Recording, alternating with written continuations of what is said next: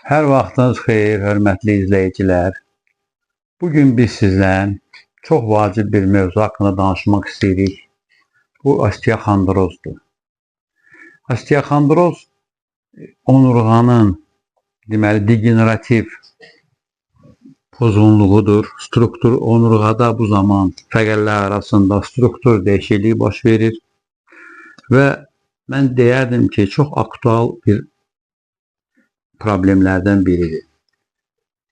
Mən osteoxondroz deyəndə ümumiyyətlə biraz geniş danışmaq istəyirəm. Osteoxondroz onurğanın bütün belə deyək bölmələrini əhatə edir. Adətən osteoxondroz deyəndə onurğanın bildiyimiz kimi 3 bölməsi var. Yəni boyun, döş, bir də bel. Yəni hər hissənin osteoxondrozu ola bilər. Yəni bel hissəsinin osteoxondrozu olanda spesifik dəyişikliklər baş verir, spesifik problemlərlə insan üzləşir. Bu daha çox yayılıb. Döş osteoxondrozu var, döş fəqərələri yerləşən yerdə. Boyun osteoxondrozu var, yəni boyun fəqərələri yerləşən yerdə. Yəni bunlar ola bilər ki, ayrı-ayrılıqda insan narahat eləsin. Ola bilər bir yerdə, eyni zamanda ola bilər həm boyun osteoxondrozu, həm döş osteoxondrozu olsun. Yəni eyni zamanda həmən nahiyədə olan qığırdaqlar zədələnsin. Deməli, biz nəyi əsas götürməliyik? Deməli, onurğanın, indi mən çox bu xəstəliyin etiologiyası, patogenizi haqqında çox danışmaq istəmirəm, çünki vaxt aparacaq. Həm də bu məlumat internetdə var. Mən bugün, hörmətli izləyicilər, çalışacağım ki, sizə daha çox müalicə metodlarından danışım, özümün praktikasında olan xəstələrdən və onların xəstəliyin gedişatından öz məlumatlarımı verəcəm. Yəni, inanıram ki, bu çox adama kömək eləyəcək. Yəni, bu yenə də deyirəm, çox vacib bir mövzudur. Mən özüm də bir müddət öncə, yəni bir neçə illər, 5 ildən artıq xəstələnmişdim bu xəstəliklə. Yəni, məndə eyni zamanda onurğanın hər üç şöbəsinin osteoxondrozu var idi. Yəni, boyun, döş və bel. Və mən onu çox belə çətinliklə müalicə elədim. Demək olar ki, 3 aydan 6 aya kimi. Yəni, bunu mən deyirəm, biləsiniz. Ona görə də bu xəstəlik mən üçün bir balaca yad deyil. Mən bunu yaşamışam. Deməli, mən qısa bir-iki kəlmə deyib keçirəm müalicəyə. Deməli, birinci, onurğanın, osteoxondrozun 4 dənə stadiyası var. 4 dənə, deməli, onun stadiyası, 4 dənə belə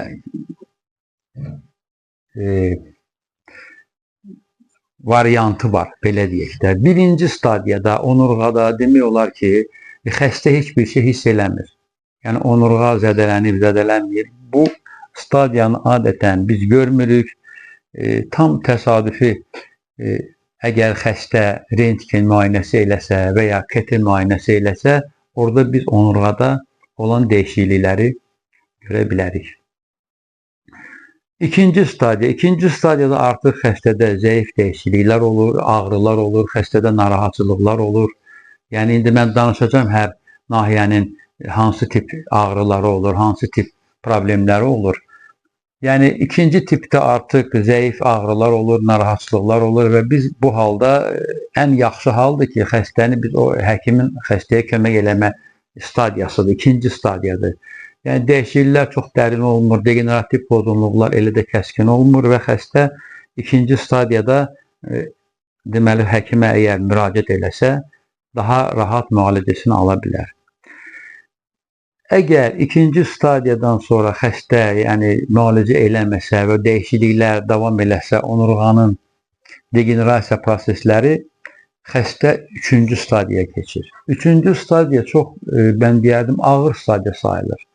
Niyə görə ağır stadiya sayılır? Çünki 3-cü stadiyada artıq xəstənin onurğasında deməli, yırtıqlar, protruziyalar, yəni bunlar baş verir ki, bunlar da xəstəni çox narahat edir. Xəstədə ağrılar baş verir, xəstədə digər simptomlar, yəni hərəkətin çətinləşməsi, müəyyən başqa ürək döyüntüləri, yəni onun hər, yenə də deyirəm, hər bölməsinə uyğun dəyişikliklər baş verir. Məsələn, bel osteoxondrozunda ayaqlarda ağrı olur. Yəni ayaqlarda elə bil ki, o elektrik cəryanı kimi hisslər olur xəstədə, xəstə belə deyir. Yəni xəstə çox otura bilmir, xəstə yəni rahatlıq tapa bilmir, belə deyək. Amma döş osteoxondrozunda biraz müxtəlif, biraz fərqli dəyişikliklər olur. Döş osteoxondrozunda daha çox xəstədə mədə tərəfindən güya ağrılar olur.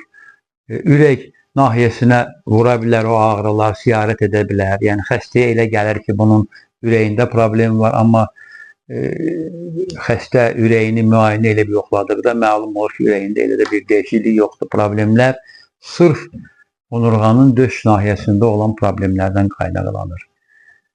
Amma ən deməli çətini, ən problemlisi mən deyərdim ki, boyun osteoxondrozudur. O haqqında mən biraz sonra danışacağım. Yəni 3-cü stadiya haqqında bu qədər. 3-cü stadiyadan sonra xəstə əgər yenə də müalicə eləmirsə və bu problemlər böyüdükcə bir müddətdən sonra xəstədə 4-cü stadiya osteoxondrozun 4-cü sonuncu stadiyasına gəlib çıxırıq ki, bu da artıq onurğada geriyə dönməz proseslər baş verir. Onurğa skeletləşir, daşlaşır. Yəni onurğa iki deməli qığırdaq arasında demək olar bir-birinə yapışır. Osteofitlər əmələ gəlir. Bu demək olar ki, mən deyərdim, müalicə olunmaz bir haldır.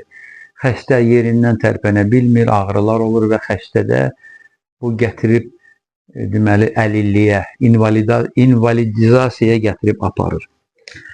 Bunlar öz yerində. Deməli, biz indi keçirik xəstənin müalicəsinə. Bu, mən qısa danışdım. İndi hər stadiyanın özünü, hər onurğanın hər bölməsinin müalicəsini biz indi danışacağıq, müalicəsi haqqında. Əvvəla mən bir-iki kəlmə istərdim deyəm başqa müalicə növlərindən. Məndən tez-tez soruşurlar, həm də xəstələr də soruşurlar və ümumiyyətlə seyircilər də soruşurlar. Mən o məlumatı verim.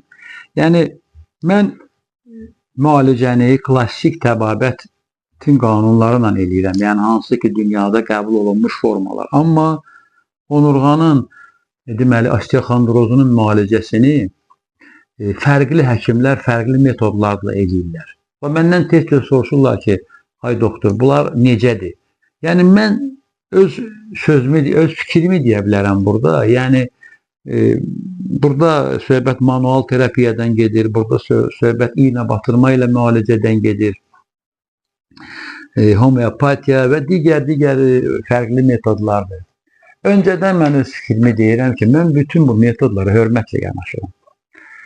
Amma mənim fikrim odur ki, bu müalicəni deməli eləyən adam professional olsun.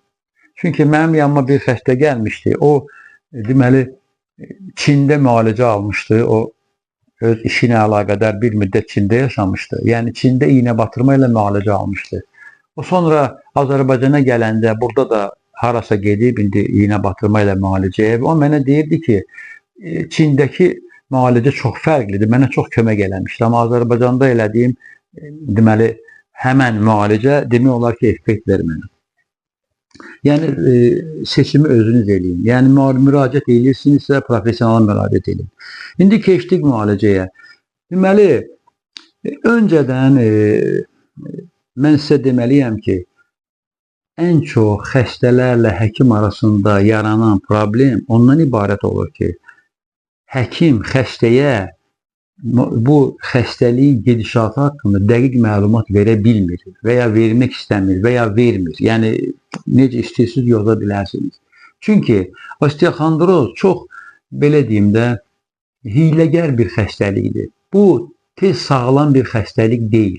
Yəni, bu adi bir yüngül xəstəlik deyil. Bax, çox həkimlər bunu xəstəyə başa salmırlar birinci gündən. Mən öz xəstələrimə həmişə deyirəm, bu xəstəliyin gedişatı var. Bu olmamalıydı, oldu. İndi müxtəlif səbəblərdən ağırlıq qaldırmısan, oturaq həyat tərzi sürmüsən. Yəni müxtəlif səbəblərdən bu proses baş verib. İndi çalışmaq lazımdır ki, bu proses geriyə dönsün ki, sən 50-liyə kimi gedib çıxmayasan, 4-cü stadiyaya kimi. Yəni mən yenə də deyim, əgər bunun deməli birincisi, onu da deyim ki, müalicədən əvvəl biz hökmən bunu deməli qızıl standart MRT eləməliyik, maqnit rezonans tomoqrafiya, bu çox vacibdir. Niyə görə vacibdir? Çünki elə formalar var ki, onlar əməliyyatlıqdır, operativ yolla müalicə olunur.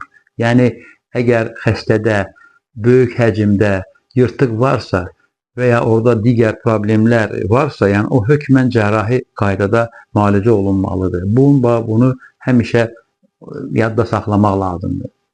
Amma əgər orada MRT-nin nəticəsi konservativ müalicəyə dəlalət edirsə, bax mənim o dediyim faktorlar hamısı, müalicələr hamısı ona aiddir. Deməli, müalicədə birinci nəyə biz fikir veririk? Birinci xəstəyə dediyim kimi izah eləyirik ki, bu müalicənin nə qədər gedəcək. Yəni, adətən bu xəstələrin müalicəsinin dəqiq vaxtını demək olmur. Çünki hər xəstədə müxtəlifdir. Amma əminliklə demək olar ki, bu 1 aydan az çəkməyəcək. 1 aydan 6 aya kimi. Mən özüm 3 aydan 6 aya kimi müalicə aldım.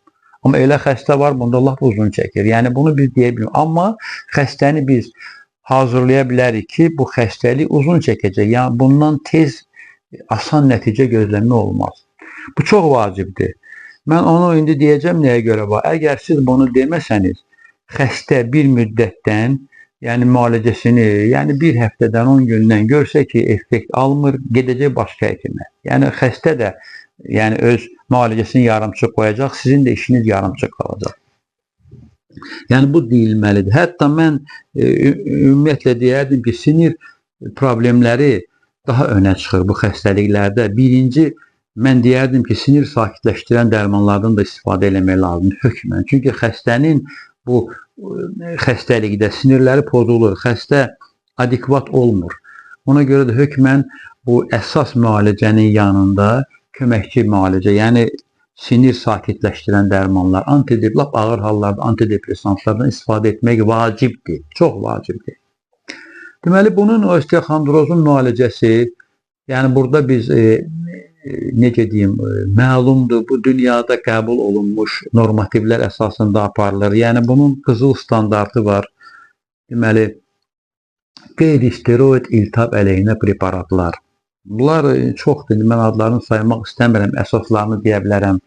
Yəni, diklofenak, meloxikam, tenoxikam və s. Yəni, bu preparatlar osteoxondrozun müalicəsində deməli, qızıl standartdır. Birinci, ümumiyyətlə, xəstə əgər həkimin yanına, həkimin vəzifəsi ağrı sindromunu götürməkdir. Çünki əgər siz ağrı sindromunu götürməsəniz və xəstənin ağrısını, belə deyim, ağrıya qarşı birinci dərmanlar verməsəniz, çünki o biri müalicənin o effekti olmayacaq. Çünki ağrılı insan artıq o müalicəni davam eləməyə də bilər, başqa yerə gedə bilər. Ona görə də həkimin birinci vəzifəsi ağrını götürməkdir ki, sonra xəstə o biri prosedurları da əməl eləsin. Deməli, birinci, nə edirsiniz? Ağrı sindromunu götürürsünüz. Ağrı kəsici, indi mən iynələr çoxdur, diklofenak, ketaralak və s. Yəni, bunlardan istifadə edirsiniz. Meloxikam iynəsi var, bundan istifadə edirsiniz ki, xəstənin ağrısı azalsın. Sonra, xəstə müalicə müddətində çoxlu maye qəbul eləməlidir. Bu da vacib şərtdir. Çünki osteoxondroz nədir? Osteoxondroz, deməli, fəqərlərin qorunma, fəqərlər arasındakı o, deməli, maye quruyur, yoxdur, osteofitlər yaranır. Yəni, o maye, özü də biz bilirik ki, onurğaya, deməli, onurğaya qan damarları getmir. Oradakı, deməli, strukturlar, deməli, diffuziya yolu ilə bütün o mayeni götürürlər. Ona görə də su çox içmək lazımdır. 1 litrə yarım, 2 litrə yaxın bir gün ərzində. Sonra deməli qeyri-steroid iltihab eləyən preparatlar, yəni bunlar deməli çoxdurlar, indi mən onların adını çəkmək istəmirəm. Ağır hallarda biz glikokortikoidlərdən də istifadə edirik. Onların ən vacib nümayəndə diprospan, yəni bu tip tərkibli dərmanlar uzun müddətli təsir edir və çox yaxşı xəstənin deməli ağrılarını götürür. Sonra biz deməli istifadə edirik bəzi hallarda, yəni müalicə biraz çətin gedəndə miorelaksantlardan, mərkəzi mənşəli miorelaksantlardan istifadə edirik ki, əzələlərdə biraz gərginlik azalsın. Bu da çox vacibdir. Antikoagulyantlardan istifadə edirik hökmən. Çünki qanın tərkibi nə qədər duru olsa, bir o qədər deməli qanın toxumalara difuziyası da yaxşı olar. Deməli antikoagulyantlar, müxtəlif məlhəmlərdən istifadə edirik. Yəni indi mən onların adlarını çəkmək istəmirəm. Orada ilan zəhərindən hazırlanmış məlhəmlər var, digər məlhəmlər var. Çoxdur, yəni onları hər gün sürtürsünüz həmən nahiyəyə. Deməli, sinir sistemini sakitləşdirən dərmanlar haqqında mən danışdım. Bu da vacibdir. Bir də deməli idman və massaj. Yəni bir müddət, yəni birinci günlər əlbəttə ki, xəstədə mən yenə də deyirəm, ağrı sindromu azalmalıdır. Ağrı azalan kimi xəstəyə yüngül idmanlar o proqram üzrə təklif olunur. Yəni mən bu metodlardan çox istifadə eləmişəm. Yəni mən inandırım ki, xəstəyə deyirəm ki, xəstənin gedişatını və çox yaxşı effekt almışam. Yəni demək olar ki, xəstənin əksəriyyəti sağalıblar, amma yenə də deyirəm, bunun üçün gərək xəstəyə demək lazımdır ki, xəstəliyin gedişatı və daim xəstə ilə həkim arasında təmas olmalıdır. Yəni xəstə ola bilər bir neçə gün, ümumiyyətlə osteoxondroz biraz müalicəyə çətin tabi olan xəstəlikdir. Xəstədə mən deyirəm kompleks dəyişikliklər baş verir, psixologiyasında dəyişikliklər baş verir. Həkim daima xəstəyə ürək-dirək verməlidir, başa salmalıdır ki, bu problemlər həll olunandır, bu problemlərin yəni biraz vaxt, zaman aparır. Yəni mənim dediklərim bu qədər. Diqqətinizə görə təşəkkür edirəm. Sağ olun.